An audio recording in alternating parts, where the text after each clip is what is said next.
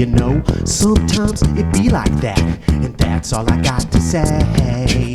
Sometimes it be like that, it be like that, it be like that, you know. Sometimes it be like that, and that's all I got to say. Sometimes it be like that, it be like that, it be like that, you know. Sometimes it be like that, and that's all I got to say. Sometimes it be like that, it be like that, it be like that, you know. Sometimes it be like that, and that's all I got to say.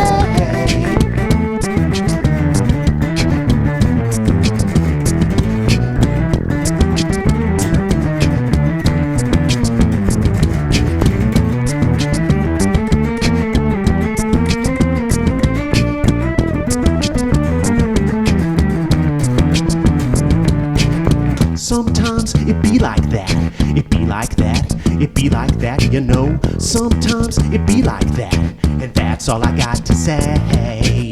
Sometimes it be like that, it be like that, it be like that, you know. Sometimes it be like that, and that's all I got to say.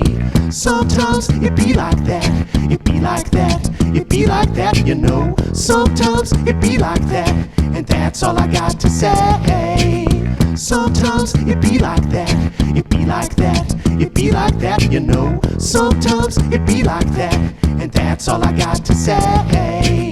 You know, sometimes it really be like that. Everybody walking around and they don't know how to act because they all got these ideas in their head, and it's true. They want to get them out there, they want to share them with you. But you know, everybody's got their own way of thinking, so they go and start smoking and maybe start drinking. But you know, they be like that almost every day. That's why I gotta go and do the things, that's what I gotta say, you know. Sometimes it be like that. It what? It be like that. Oh. It be like that, you know. You know. Sometimes it be like that. And that's all I got to say. That's all I ever really gotta say. Sometimes it be like that. It what? It be like that. Oh. It be like that, you know. You know. Sometimes it be like that. And that's all I got to say. Every single time I see my friends are arguing back and forth online, they almost do it almost every day, and all of the time they just be arguing about what they be talking about, but they don't even know what they be thinking about. So they scream and shout and post a bunch of things online, and I just be all just reading almost all of the time. I can't even decipher what they be trying to say because I'm just trying to go and laugh myself away. I want to have fun online, you know, but everybody gets it on there and wants to be a show. But you know, they just be arguing about nothing these days because that's what they gotta do, and that's what they go and say, you know. Sometimes it be like that. It what? It be like that. Oh. It be like that, you know.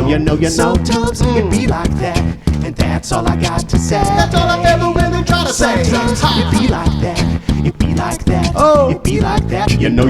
Sometimes it be like that, and that's all I got to say.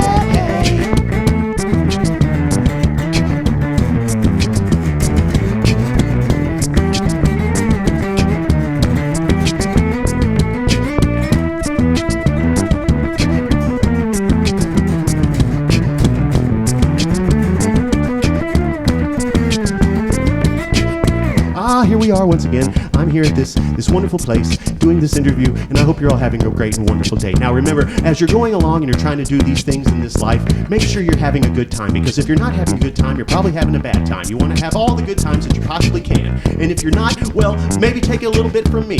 I can show you exactly what you need to do. Just like all of these other thoughts that may be coming to you from all over this world and into your brain, well, let me tell you, it's all the same between you and me and everyone and all the things that are going on every day. That's right. Sometimes it be like that. It what? It be like that. Oh. It be like that. You know. Sometimes it be like that. And that's all I got to say. That's all I ever really try to say. Sometimes it be like that. It be like that. Oh. It be like that. You know. Sometimes it be like that. And that's all I got to say. Hey. Bret, that was an incredible performance. Thanks, like dude. I'm obviously a huge fan of yours, a friend of yours, but I can't thank you enough for what you just shared with us. No, I like appreciate it was it, just very special. But for the benefit of our audience, why don't you introduce yourself? Let's tell everyone a little bit about Bret Crow. My name is Bret Crow. I'm a bassist and composer here in the Denton, Texas DFW area, if you will.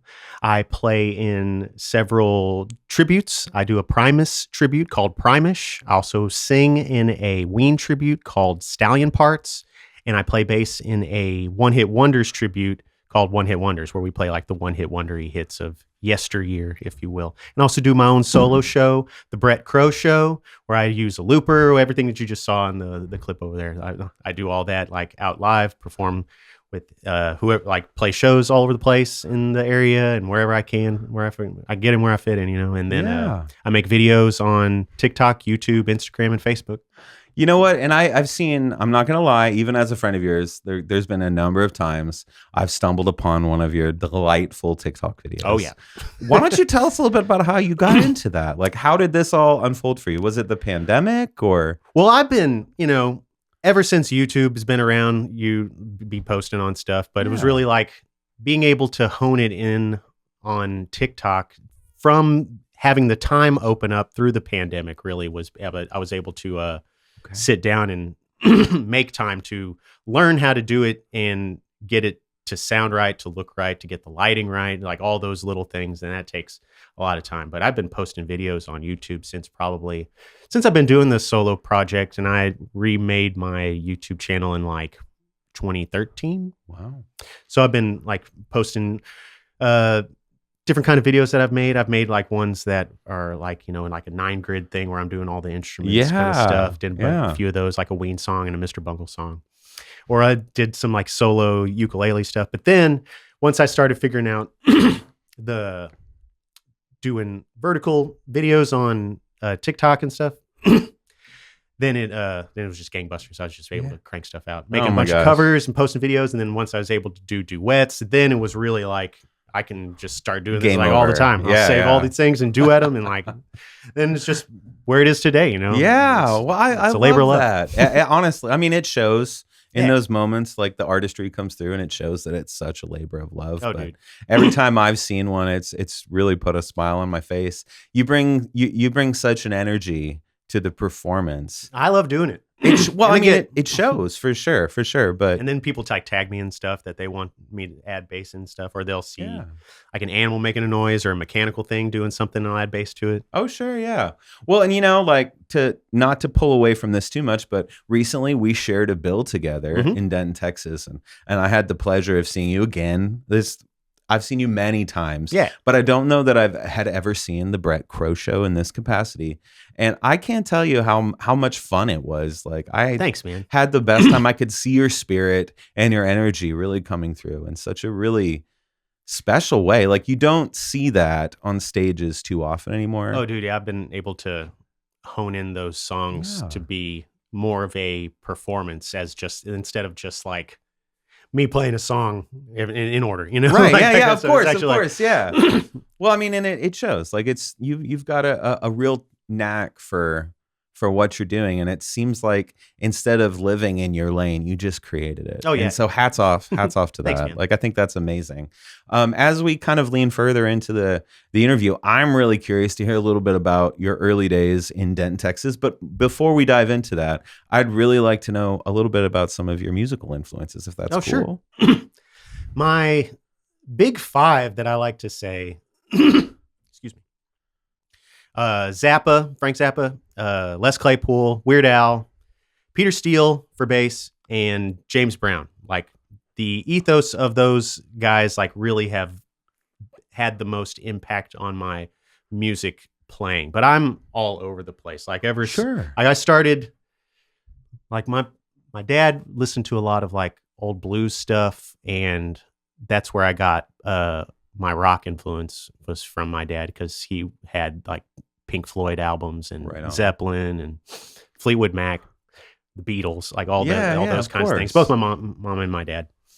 But then like when I was 10, my mom had gotten me Weird Al's Greatest Hits 2. And then after I heard that tape, I was like obsessed and collected every cassette of Weird Al that I could. And then through middle school and junior high, I started getting into heavier stuff, listening to Marilyn Manson, Tool, Korn, White Zombie, Pantera, etc. And then through junior high and high school, I was listening to like really heavy death metal stuff for a long time. That's like at the core of like, I love like that kind of stuff. There's always been that kind of music at my heart. And then once I started playing bass was really when I got into funkier stuff, Primus, Yeah. getting more into James Brown, like actually listening and learning stuff, and composition, like writing. And so then when I got into college, started studying more Frank Zappa things, how to write, how to do composition stuff for Of course, music, yeah. everything. That's amazing, though. I mean, when I went, outside looking in, friendship aside, watching your music, I see the Zappa influence in Sweet. unreal ways. Like, and I think it's just so special. So I'm really, I just get so excited when I see you in these capacities, just because I see you as this beautiful musical free spirit who's just living your dream. Like and that, I love that. That influence like pervades like everything, especially like free creative thought and like being able to, and also improvisation, experimentation, trying things out, Of like course. seeing what'll happen, and then that's cool, or like that is, I'm not gonna use that. Well, yeah. Yeah. Well, let me ask, I'm gonna just kind of field the question your way, but when do you feel like music stopped being something you did and started becoming something you were? Oh, that's been once I started playing bass and actually like focusing on wanting to do music, there was like no going back. It was like, this is what I want to do. Yeah. Because the first gig that I ever did was at my high school's Battle of the Bands in 2000.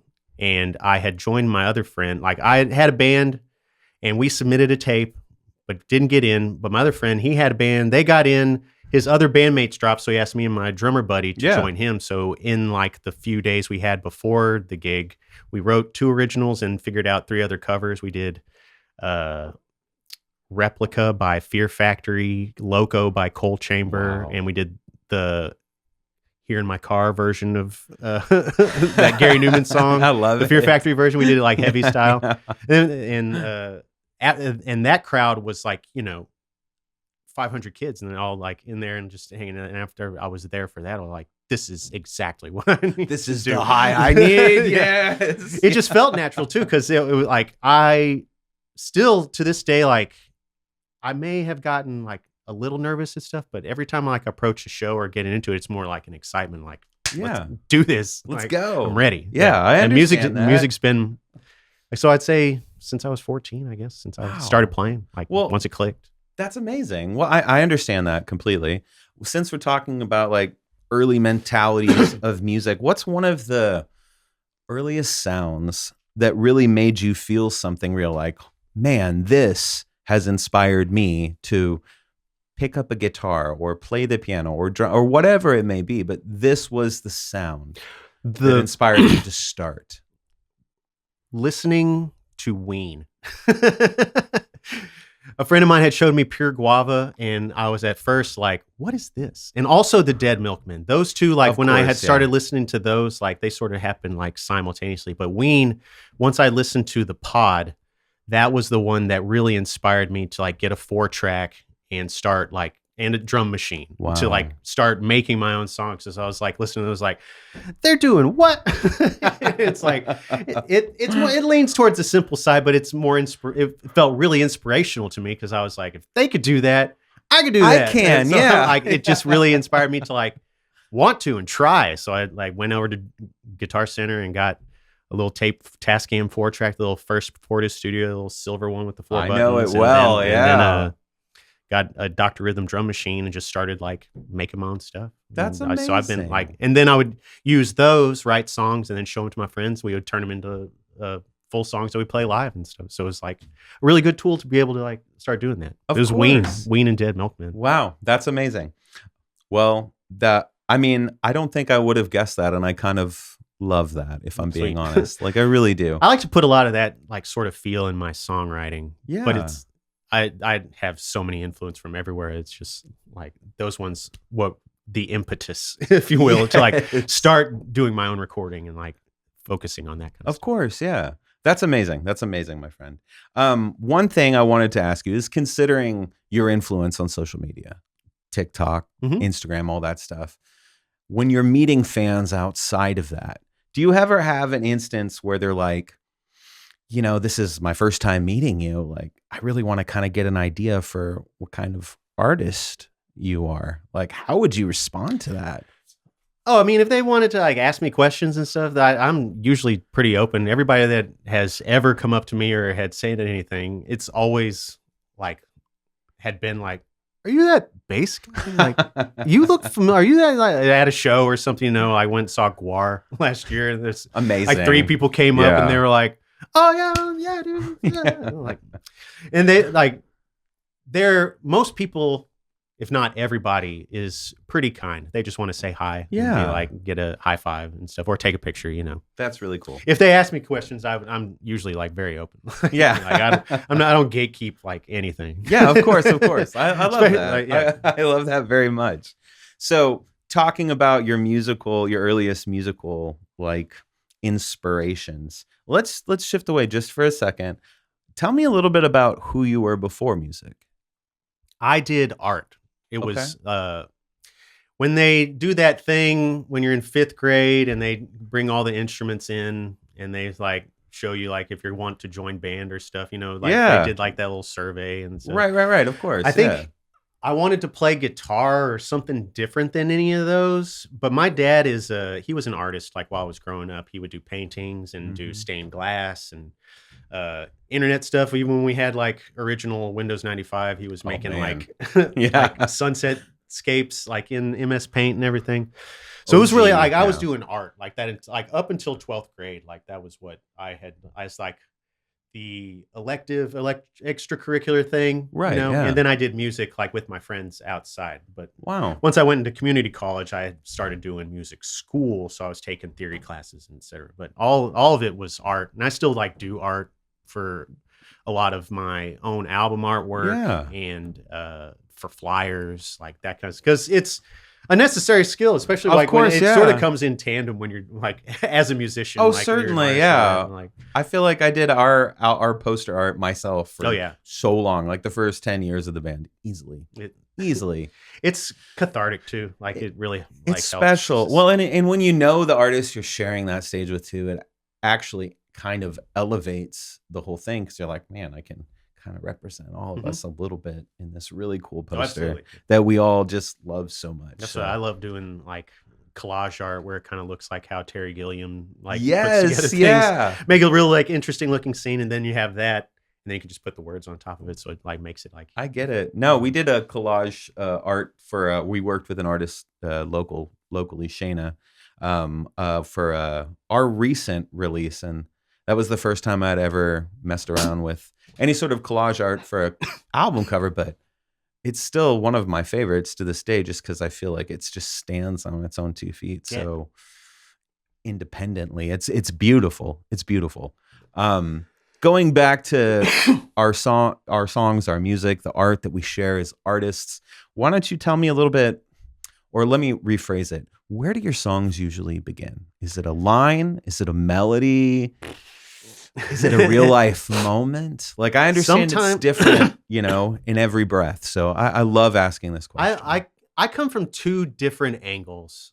Like I'll either write all the words out and then write the music to it, you know, or I'll have a riff and then I just sort of build the song and then the words are secondary. They just like are they're like the icing on top of the cake. They just like, of course, yeah.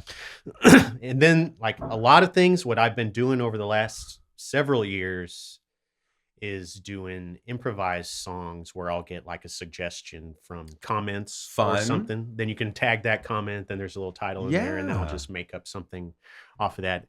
Or I'll have an idea in my head of a line or like a title or something that I want to like a subject that I want to sing about and just see what happens. Right? Yeah. Really, I love it's that. all different avenues. A lot of it comes out of just like spontaneity and improvisation.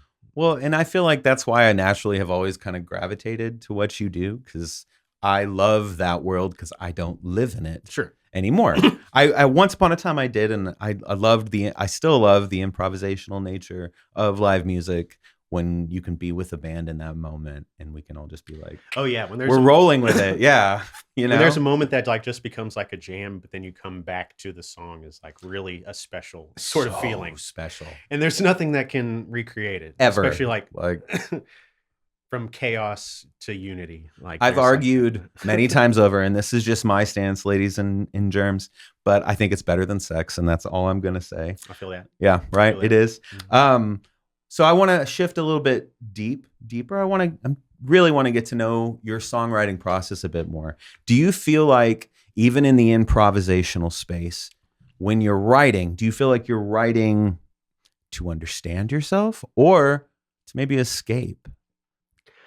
I really, it just sort of comes out of me, really, man.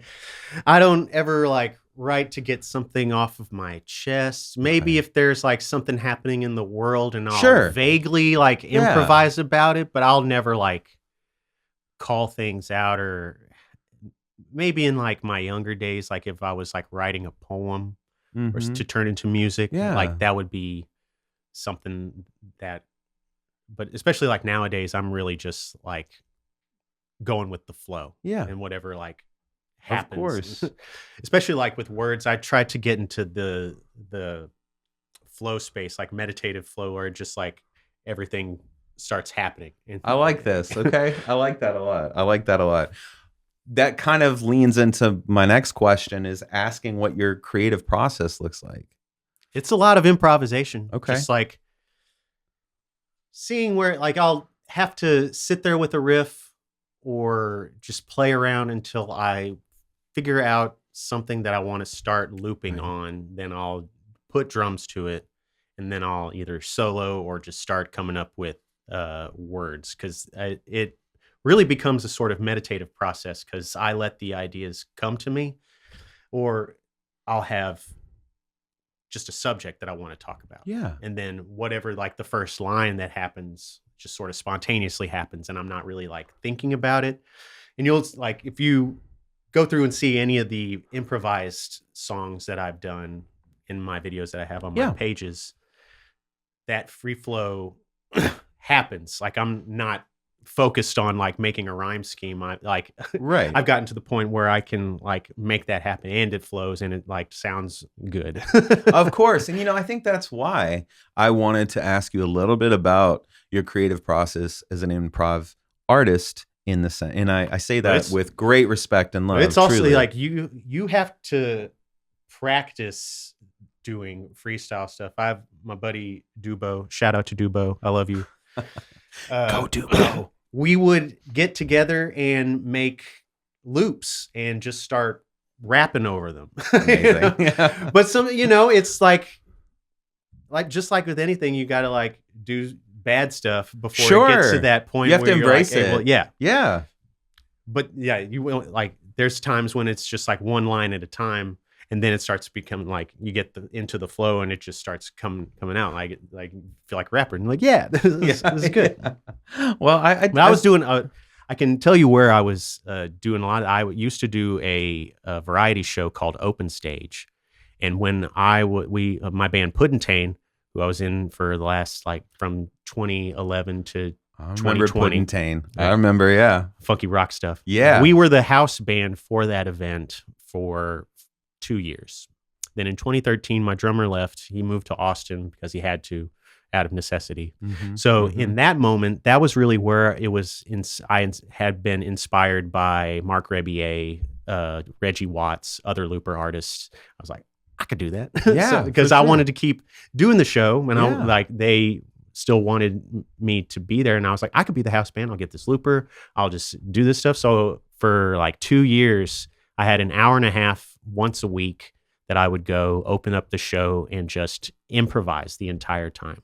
So that was really what gave me the proper practice with a looper to get it to be right on the money, and to figure out how I can make songs, how I can make all of that stuff loop every week, like every Monday without fail, unless there was like a holiday that fell on, that kind of stuff. Of course, of course. Like without fail for like 2 years straight, just being able to work and work and work and work.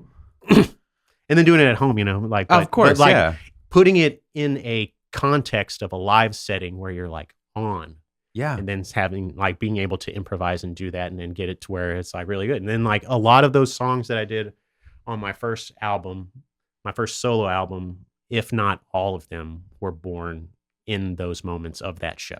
Really? So yeah, That's that special. was really where That's really special. it was a really cool event too, because people would be able to go and try. They could sign up. There was a cultivated part, and then afterward, open mic, sort of improv heavy sort of thing afterwards. Sure.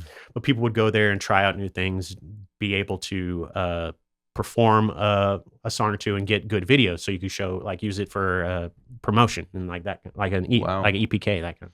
That's so cool, though. That's amazing. It was a really great opportunity to be a part of in that. That sounds like it. Do you feel like there were moments when you were living in that space, in that improv space, where you feel like you wrote something that challenged or surprised you? Maybe?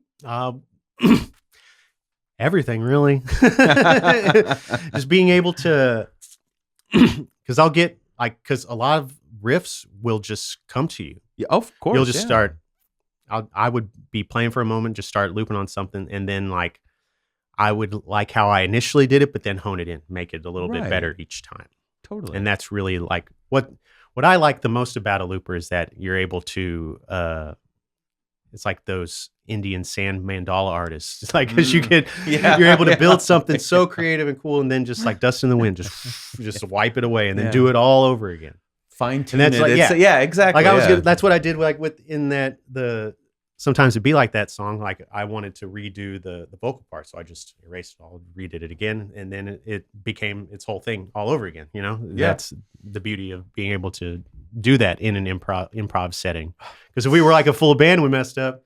Gotta start from the top. Let's go. Yeah. Like no, it doesn't sound good. But with that, you make it like sound good, and you can see the process of everything. Yeah, I think a lot of people like seeing that you can do that. That gives them like permission to be able to try. Of course. I love that. I love that very much. Well, I'm going to shift just a little bit, but we're going to stay in the music world. We're both longtime Denton boys, right? We've been in this community for, goodness, a very long time. 20 years. I know, right? I know I have moments that shaped me as an artist, a person, a musician. How has Denton shaped your sound, for better or worse? Denton has helped me to get better at being a band leader and finding the right musicians to be able to do those projects with. Because there was not a lot of like, there were solo musicians and stuff, but as far as like bands playing, that was like all the time. I agree. I like, understand, especially when J&J's was still around, they would have shows down there in the basement, and then Andy's, of course, Rubber Gloves, etc. But there was always like bands doing things, and like you would go and do stuff at open mics, because Bone Doggy would have his open mic at Abbey for the longest time, and we would be able to go, and that's when I was like starting to get out more. Was when I went to Abbey Underground, like in those days, doing the looper stuff. Oh yeah, that's when I had gotten into playing with Bone Doggy and being a part of that band. But it helped me, and also doing Puddin'Tain, because I was able to like have that as the main group, and we were able to just be a part of the scene and like be able to put on shows, help other bands do shows as well and stuff. So it was really getting better at being in a band and like seeing how things go. Not necessarily like being a good businessman at a band, but I understand in the playing and leading a band and doing stuff with other people. That was really like what was the most beneficial in being in a band the last 20 years here in Denton. I understand. I mean, I feel like those early days of artistry absolutely taught me how to be an artist.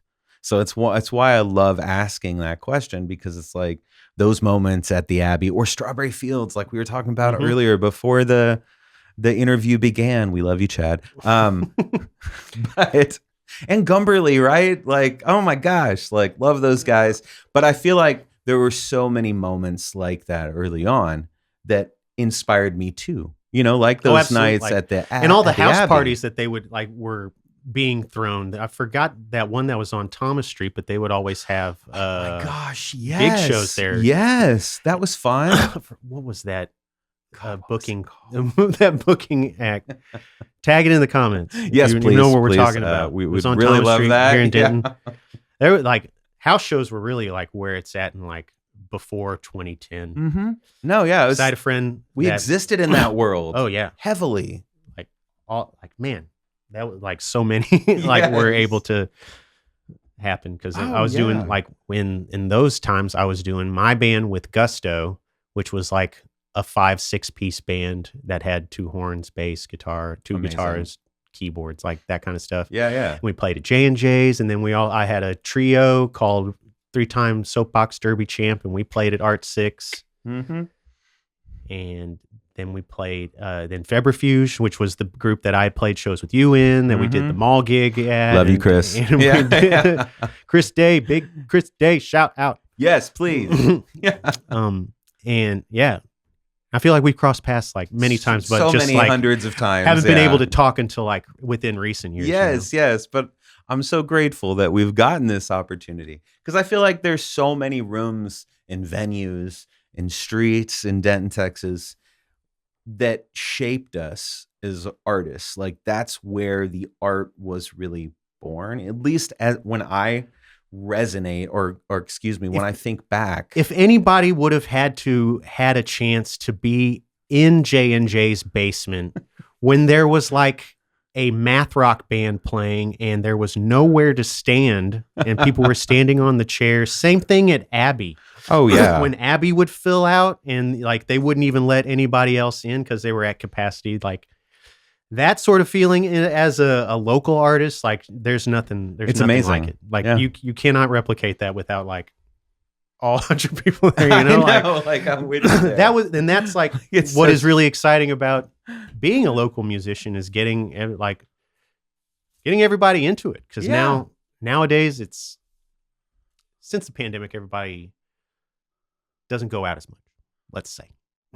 I understand, and I love that you said that because it leans into my next question, which is really, as an artist, it's really hard to gauge this, but as an artist, what do you feel like people outside of the music community misunderstand about being a musician here?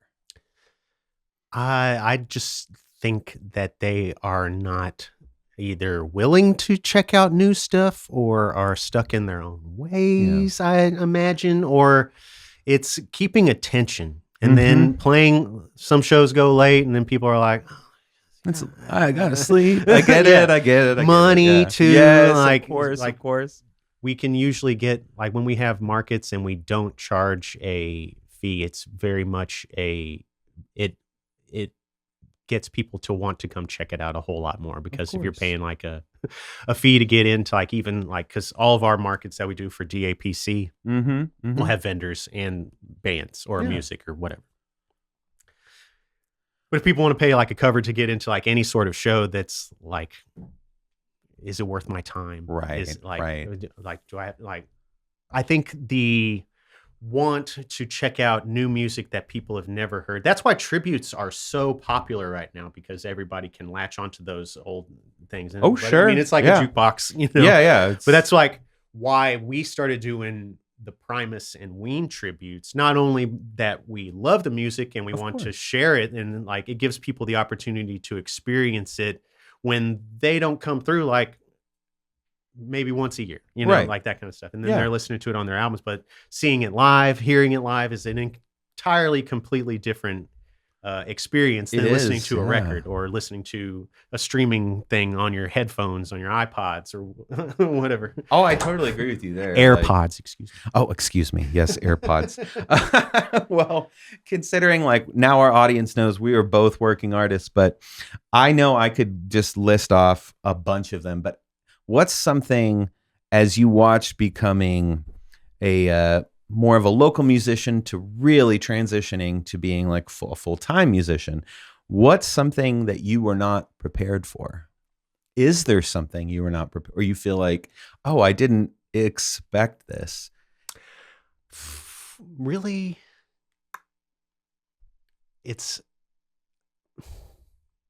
there isn't really much that is changed except like the size of the stage, because people are still like doing their best to like run sound for you and that kind of thing. And being able to do performance and try out stuff at like an open mic at a place that also does big shows really helps you get into the mind space and like the practice of setting up your stuff and being able to do that. Yeah. I understand. There isn't much like difference except like mentality, because of course, how you treat it and how you want to be perceived. Because you want to, if that's what you want to do with your life, you have to like treat it as such. You can't just be like, oh, of course, yeah, willy nilly with your you don't want to willy nilly anything around here, you know. And for the record, I went to high school with a willy nilly, but I really didn't. Over time, being in the local music community, you know, and this is a question that I actually had this conversation with a dear friend who's another musician in our community not too long ago. But I asked him, I said, over time, you've been in this community for 20 something years too. Over time, how has your relationship to the live music community changed or evolved? Like, ask yourself this question where it's our looking in the mirror moment and we're going, how has my relationship with this community evolved or changed over time? I think for me, I was really, since I hosted the open mic at Mabel's for 3 years from 2014 to 2017, and all the other ones too that I was attending each, like there was one on every day of the week, sure, you know, so you'd go around, and that's wherein you will meet the other musicians in the community every day of the week. And like anybody that would, if they want to get out there and try and like become a part of it and get like, everything in music is networking. It really, really is. And it's who you know and who you meet and who you're willing to talk to and meet and talk to, everything. And the places that you go and do open mics, wherever they are, at every bar, at every place, everybody goes to either check out new things or they're trying new things. And then you'll get a gig from someone who has a gig. And then through them, you meet the booking people. And then you meet like other people, and you meet the people that, you know, I've met so many bandmates through like hanging out at these open mics, and then they see you see them, you're like, hey, we should jam on some stuff. And then like you get the number, you know, it's like, those are really where you're able to be a part of the community. And then through me and my fiance, we do Denton Art and Performance Collab, right? Hosting markets and giving people the place for them to congregate and meet other musicians, artists, that kind of thing, and give other vendors the opportunity to sell their stuff and show like what they can do. So it's all intertwined. Of course. Because all those people, like, especially like when we have music shows, we try to get bigger acts, so they will also bring out a crowd, and then you meet other people through that. And so through all of those things, I feel like I've been part of the community for the last like 10 years, I would say. And then in the last 5, doing more all the TikTok, Instagram, Facebook videos. They see me and they already know. So, no doubt. And there's no question in my mind what a pivotal member of the Denton music community you are. I mean, I've seen you play in so all the places many bands, and you're a champion for local music in so many ways. I try to like get people to support live music and other musicians more so than, because there are so many people like online that are pushing, like, because that's like the way of the future, you know, everybody has to do that's the social media thing. But getting people to come out and actually be there in person is like a whole other sort of game. And like the more that we're able to do that and properly communicate those ideas and execute them with venues that allow it, such as like Bearded Monk, of course, Chad over at Rubber Gloves, and any other, and the our dudes over at Anderson's. Yes, exactly. absolutely.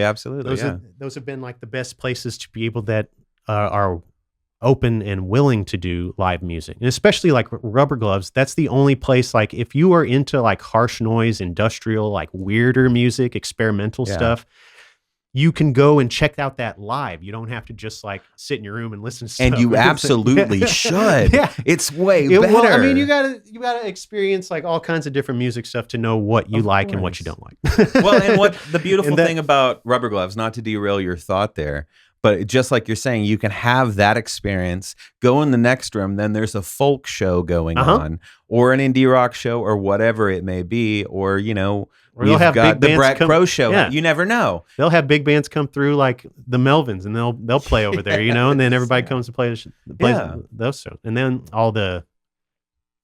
they have all the death metal shows there too. They're going to have the Cannibal Convention thing there pretty soon. I've often told Chad and everyone at Gloves just how much I love and appreciate them for being so available to the community. It's not an inclusive space at all. To be We're open, all welcome. To be open creatively, or like open-minded to like be able to like let people do their thing without being like, you can't do. We only play country. Yeah, exactly. Which we encounter all too often. And don't get me wrong, there's no shade there. I have so many dear friends that are country guys. We love you, Grady, and on many, many others. I had to call out Grady just because he's a host on the show as well, and we love him to death. But there's a space for all of us, and I love seeing venues become this all-encompassing community space where it's less about the venue, the system, the green room, the sound check, and it's more about what we're sharing. We were just talking about that earlier. Like, we shared an intimate gig at Rubber Gloves that was just so special to me because of that. And I have often likened Rubber Gloves as a sanctuary to me. Anytime I've had the pleasure of playing Gloves on a Sunday night, it's felt like I was suddenly at the pulpit with no message to share outside of let's go. Let's having do this. like the small crowd still engaged. Special. Because it is such a fight nowadays to be more interesting than a phone. Isn't it though? Everybody is all carrying around their magic black box that they can look at whatever they want, however they want, as they want to, whatever. Well, but being like able to pull focus. Of course, yeah. That's why like sometimes I was playing at like twice a month at Rusty Taco out in that little open space. They would have like music out there for a while.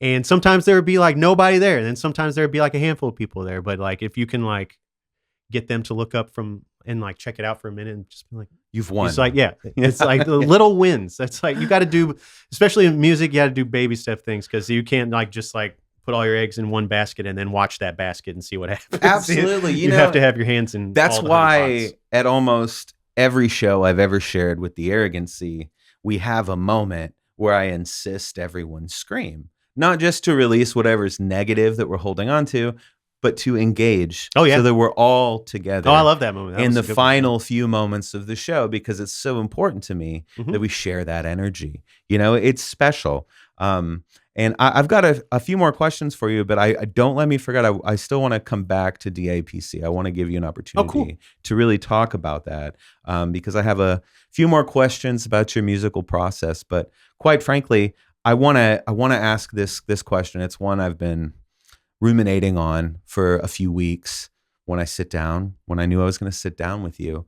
Have you ever written something that scared you in the sense that you were like, maybe I should or shouldn't press forward with this idea? Not in necessarily a negative context, but more in a, this is unlike me sense. That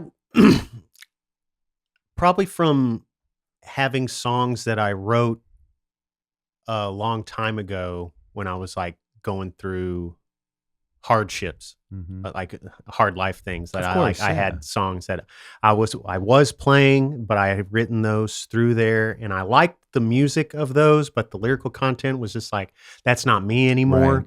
So I've had to like, I have done some stuff that I'll probably release here in the next year or so, like pretty soon, because that song that I'm thinking about was an old song that I wrote in a different headspace, but I just took the music and had someone else write words, so it made like a completely new feel. Okay, you cool. know? Yeah, of course. But there's been like a few songs that I'm like, I like that music, but I don't know if I can. I wouldn't be able to pull that song back just because it was like I felt like a different person. Everything from that I've been doing since I started doing the looper stuff and writing in Puddintain, that I did all those songs with those guys, like all that, I would be able to move forward and like do those again without like without redoing, you know? Yeah. Those kind of songs, those Puddintain songs would probably be like, if I redid them, they would have to be like completely redone, you know, like that kind of thing. But I like there hasn't been anything that I would like not redo. I would just change lyrics, like musically, like music,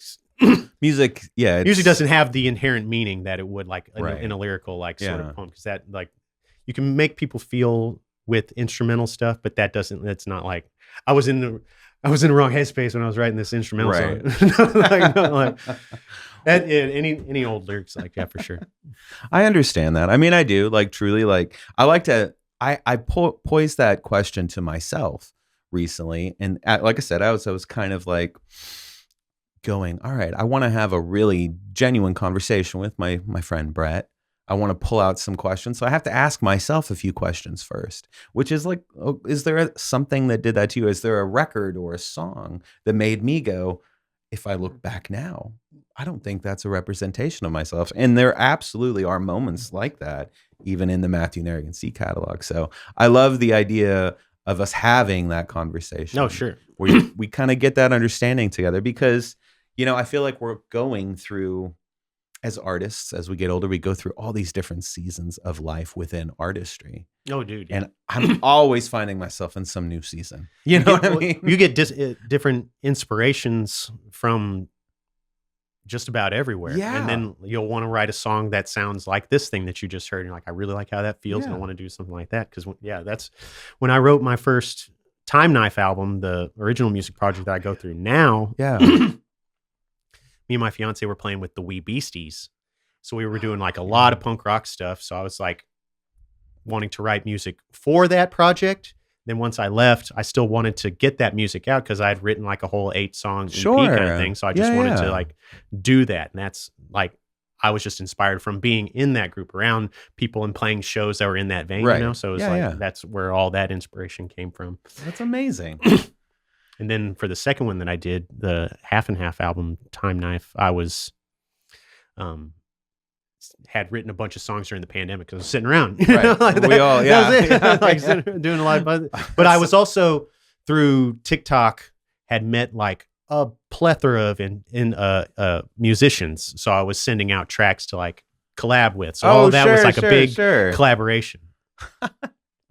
I mean, I understand. I feel like once the pandemic really hit, we all went into hyper creative mode. Like, hey, we're going to keep this alive. We're going to just keep that was it was hard. 2020 specifically, I was able to like focus on like what I wanted to do like musically. And then I took the leap forward in 21, finding projects that allowed me to do that. And it was like in doing those acts, I was like, I'm going to make this work. No matter what, I don't care. I have a savings. I'm going to live off of that until like something like falls into place. But then like I met the right people. I started like getting the right gigs, and like I was able to get more solo gigs and that kind of stuff. But now it's where I am with like social media. Like just you have to take those first steps, and like there's all the thought you can put into it, but then action is the next step. That's the key. You have to do it. You have to get out there. At least try. Yes. You know, like you never know until you try. Yes. You know, one of my favorite, and I'm going to sidestep just a little bit, but one of my favorite topics as a songwriter and having conversations with other songwriters is time. And let me tell you why. I believe songs are like emotional time capsules. Mm-hmm. And so I love asking other artists really kind of how they feel about their songs and how it dictates that time of their life. And it could be any song. Truly, it could just be where we stand at this moment. But in my mind, it's like, do we believe these songs can carry time in some almost exceptional way? That's how I feel about how I did everything with the Half and Half album. Like those songs are like full band songs that I want to be able to play forever. You know, like that's of course they'll be timeless to me. And like am now in the headspace of I'm going to make what I like because I've already gotten confirmation that people like what I like. And I'm just going to keep doing that and hoping for the best. Of course. Especially like you'll always meet new people to work with. And of course. And then in those moments, you will take the impetus to get better at the instrument that you are trying to do if you need to. So that's like I've been practicing a lot more guitar, doing a lot more piano than I've ever done. Right. Because I want to be able to express those ideas and not have to like just, if I can do it, cool. If I want like a specific feel, I'll outsource it. Of course. I understand like, that. If I can get someone that will actually like play how I want it to be, that exactly. There. I love that. Yeah. Absolutely love that. I do. I completely understand where you're coming from on that front. What do you feel like musically? And this might be another hard one. So we're just going to deep breath it together and we're going to ask these fun yes. What do you still feel like you're trying to learn how to say musically? I am really just trying to express myself, like, and my ideas, how I see them without other outside interference or like, you know, like whatever you want to call that, influence. There we go. Of course. Yeah. Cause I have had some songs.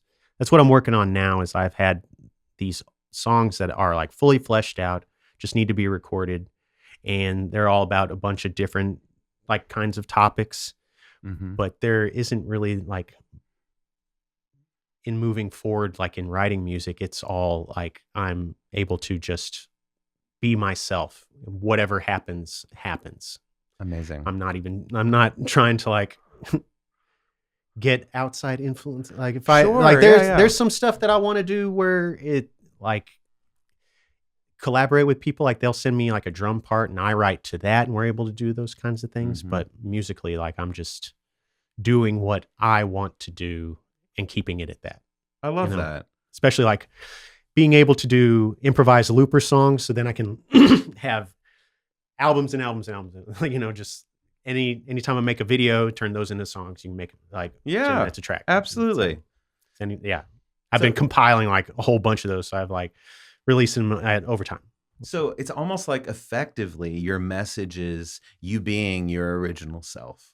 Yeah. Trying to be that's amazing. As authentic as possible. That's amazing. And that hopefully will inspire others to do the same or want to try, want to be a part of that. Well, you're inspiring me today. No doubt. Like truly. Like that was a beautiful response.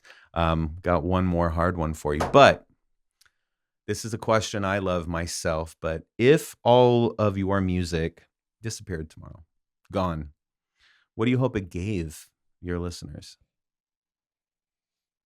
Just hope they liked it, you know, because if like TikTok had gone down like before, I still have all those videos saved so I can share them whenever, even if I lost like the backups, like I would probably just still be like, well, I guess I'm starting over again. There's been so many times that I've just started back over from scratch that it's like, okay, I guess this is what's up. Yeah. Like, you know. I love that. Well, looking back on your musical journey, brother, like, what do you feel like, what hope having that journey actually gave you? Like on a real deep level. I know music is fun, it's inspiring, it's special, it's who we are. It's very much so in our DNA. But I know there have been so many times a show has saved me in a sense, you know, or that connection. So what do you feel like, those moments it gave you? For lack of eloquence in that moment. Just a real sense of love and good feeling, because each show that we always played, like, because every Puddintain show that we were doing we would always put everything into it and put on a good show and get people laughing and dancing and singing, and getting everybody to just moving and grooving. Like that's really been the goal.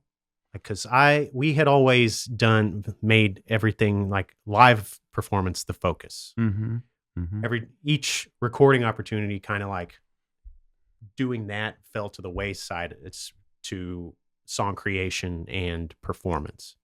So getting everybody to have a good time was really like what the focus was. Putting on a good show, like having everybody leave that night like forever changed, or however you want to put that. But like we always like just put a lot of love into what we were doing, and like it shows. Yeah, that's really like all I wanted to do, what we wanted to do, like musically. The more you talk about Puddintain, the more I miss Puddintain in the live community in that capacity, because it was just we did so many memorable shows. Yes, like that was really you really did. What was cool about that band, because they were always like a lot of fun, and everybody like had such a great time. And there were some times that we would probably drink way too much and not remember as much, but we would always come out of it having everybody had a good time. And that's fun. I mean, that's the important part. We're all having fun. Having fun. Yeah. Once it is not fun is when you should probably start thinking about retire. Other things. For sure. You hear that like through other? I was just talking about that Beatles documentary. They were like, we had to stop doing shows because they were not fun and we couldn't hear ourselves. Yeah, like that totally makes sense, dude. I totally get it. I would too. Yeah. Well, talking about we've talked about the Denton community. We've talked about artistry. We've talked a little bit about your journey as well. It's been such an honor to share these moments and time with you, my friend. But before we call it a day and we hug each other, tell me a little bit, who's some of your favorite artists in the Denton or DDFW music community? I really love Gan. He plays piano with me in the Ween Tribute Stallion Parts, and he is the leader of Soul Kitchen. Being in a band with him has been changed my life, because Soul Kitchen's like completely improvised. So amazing. Giving you the freedom to be able to do that and play, and like of how good of a musician he is, top notch. His original band, his original project, Jenny Pepperjack, that he does, like all of his original music is fantastic. And other artists, Matt Grigsby, he's a wonderful solo musician and friend, such a good guy. Yeah. And the Bomb Bomb Bombs, they won our DAPC Battle of the Bands that we held last year, and they're a trio group of rock and roll. They amazing, knocked it out of the park. There's a bunch of really great bands. Dead Week, they're really solid, like sort of alternative, younger crowd. Yeah. Strong Work with Ethan Bouchard. Oh my gosh, yeah. He played in Puddintain for a little while, and we also do Slice Fury, the sketch comedy stuff on YouTube. I've been working with him since 2012. So we've just I was playing in his band Strong Work, and he's been doing that group since about 2015. And he has a great lineup now of musicians that are playing like weekly at Anderson's, and they just made a couple of videos. He does film stuff. Being able to work with him has been really great, because he's like the yin to my yang, like personality wise, like we just fit together completely. And speaking of film stuff, before we get to DAPC, because I really want to give you an opportunity to speak about that. It wasn't that long ago that, if I recall correctly, you were a part of something. Am I correct? We through my friend's production company, FCK Hollywood, we did a Amazon Prime show called Bandmates. It's on Amazon Prime still. You can go check it out. Please go check out Bandmates. It's a 10-episode show about our fake band that's going to win this Battle of the Bands, and the entire process of us getting ready for that, and how it is with the band living in a house, and the shenanigans that happen and all that kind of stuff. But it's a 10-episode, 30-minute, 20, 24, whatever episode, however episodes long, like 30-minute episode each. And we did all that through all of 2024, started getting everything together in March, recorded off and on through November, and then they put it out end of February 2025. And that was like another part of my universal personality that was really great to be able to express, because I've also been an actor since I was a kid too, kind of thing. And I've been doing improv. I was in part of an improv troupe for 5 years as well. So being able to do scripted stuff and improvise scenes and add into stuff, add in musically, because it was a band, so we would like do like instrumental stuff, and being able to work on that was like a whole great experience, because now I have that, then I could do that anytime I want now. Yeah. I know exactly how to do it. That's amazing. Well, no, I will say I saw it. I thoroughly enjoyed every moment of it. Like thoroughly enjoyed every moment of it. Highly encourage everyone to go check out Bandmates, on Amazon Prime.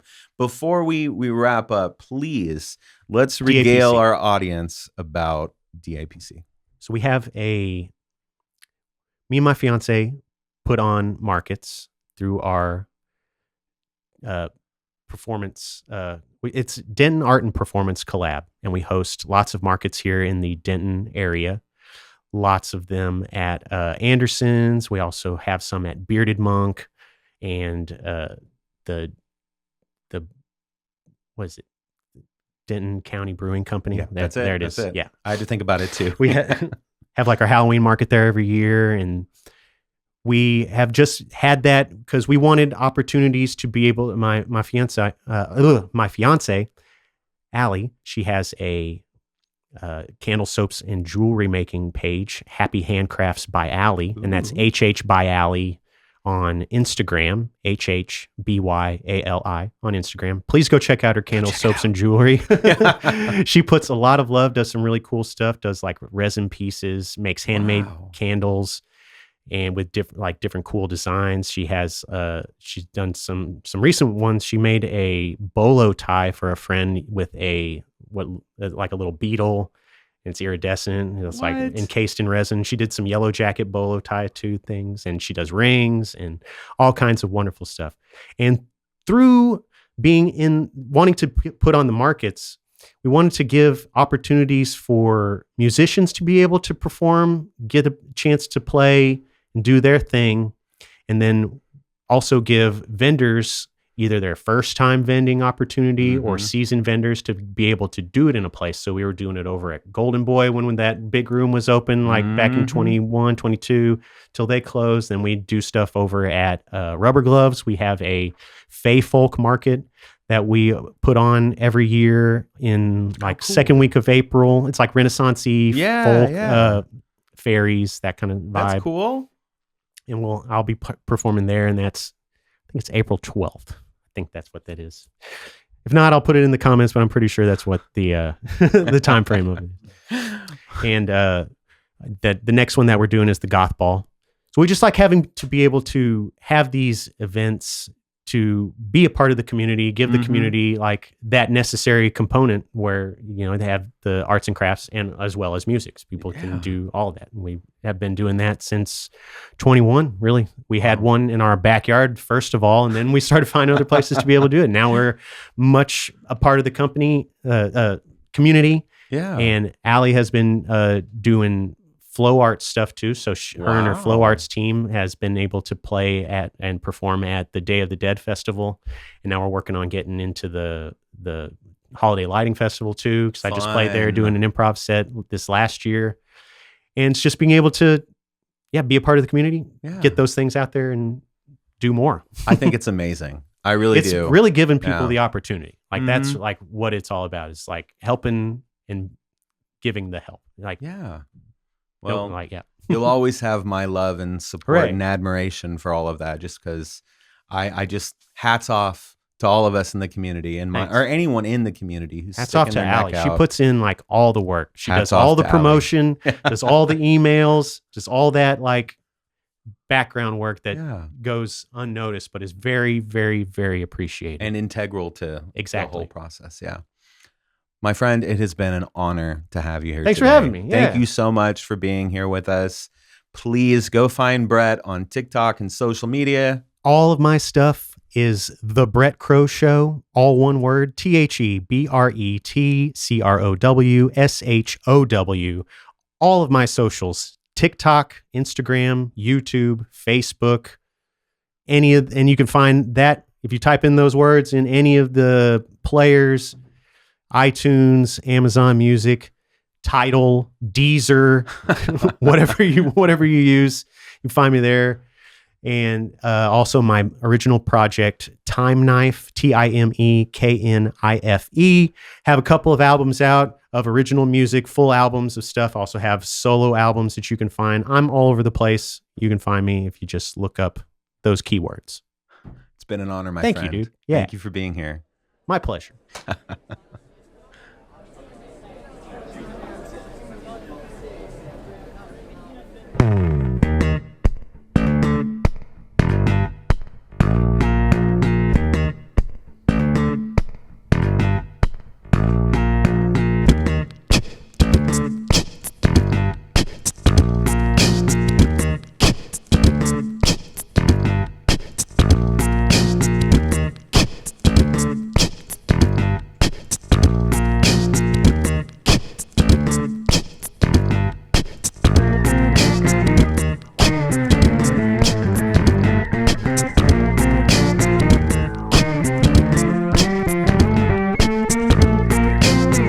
So you're hanging out with your girl and trying to figure out what you want to do tonight. You call her up and say, hey, do you want to come over and hang out for the night? She says yes, then you hang up immediately. You gotta do a whole bunch of stuff to just get ready. You gotta go and clean your room, gotta go to the bathroom, gotta vacuum, gotta do a whole bunch of stuff to get ready tonight. For what you try to do, yeah. Ooh, Netflix and chill. Ooh, Netflix and chill. Ooh, Netflix and chill. Ooh, Netflix and chill. So you're hanging out with your girl. She finally comes over to hang out for the night. You open up the door and you let her in, and then you take her coat and put it on the coat hanger right there on the right. You lead her on over to the couch right there. You sit on down and do that fake yawn thing where you put your arm around her. You start talking about all the things that you can watch on TV or order in tonight. I say I got Disney Plus and Paramount Plus. And if you like live TV, I got Sling too. It doesn't really matter what we watch or what we eat as long as I'm spending time with you. 'Cause what we try to do, yeah. Ooh, Netflix and chill. Ooh, Netflix and chill. Ooh, Netflix and chill. Ooh, Netflix and chill. Netflix and chill.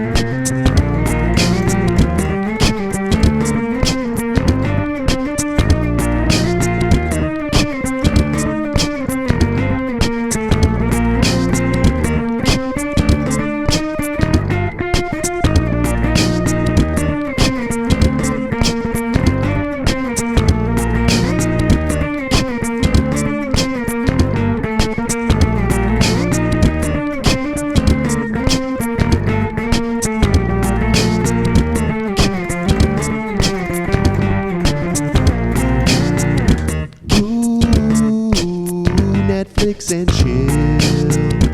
Ooh, Netflix and chill. Ooh, Netflix and chill. Netflix and chill. Netflix and chill. Netflix and chill.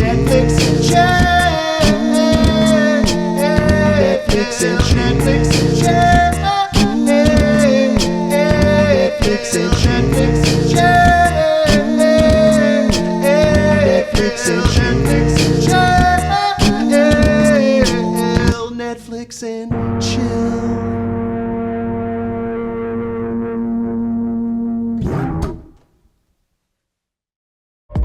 Thanks for watching this episode of Highland Soundtracks. If you believe in what we're doing, showcasing local and national artists, please subscribe to our channel and help keep the music alive.